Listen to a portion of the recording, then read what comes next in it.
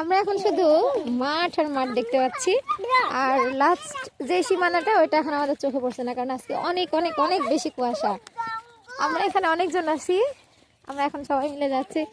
ওই সাইডে একটা হচ্ছে সর্ষের ক্ষেত আছে সেখানে। আজকে এই যে এটা হচ্ছে 12টার টাইম, আর সূর্য দেখেন কোথায় এখন, 12টা না সরি 11টা বাজছে।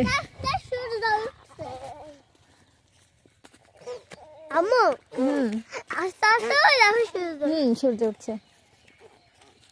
তো এখন আমরা রাউন্ডিংটা চলে আসছি, এটা হচ্ছে যে মেহগনির বাগান। বাগান থেকে আমাদের জার্নি শুরু। আর ওদেরকে ধরে নিয়ে আসো। এই বাগানে সাপ থাকে। যেগুলো হচ্ছে বুলবুলি পাখি, এরা হলো এই মাঠে পড়ে থাকা যেসব ধান সেগুলো ওরা খায়। শীতের এই সময়টা খুবই ভালো লাগে।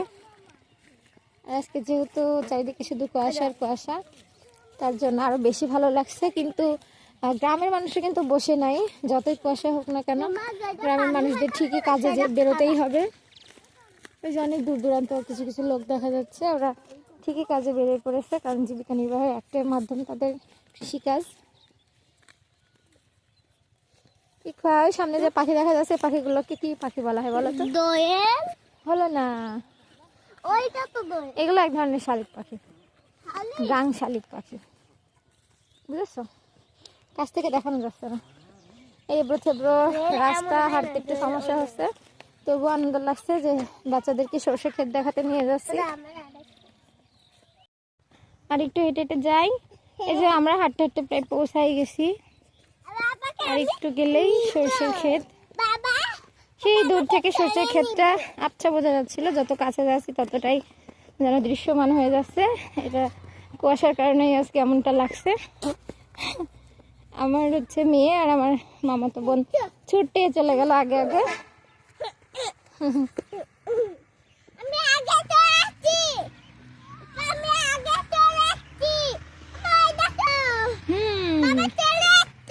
তাই এই কেউ ফুল তুলো না আগে, ঠিক আছে?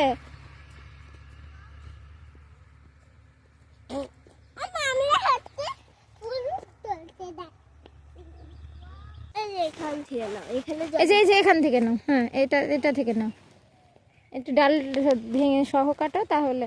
আর এখান থেকে বেশি ফুল ছিঁড়া যাবে না, ঠিক আছে? এই ফুল, হ্যাঁ, আর এই ফুল থেকেই কৃষকের যে আশার ইচ্ছাটা পূরণ হবে। আমরা যদি সবাই ফুল ছিঁড়ে নিই তাহলে কিন্তু জিনিসটা ভালো দেখায় না। গাছগুলো ছোট কিন্তু ফল ধরেছে।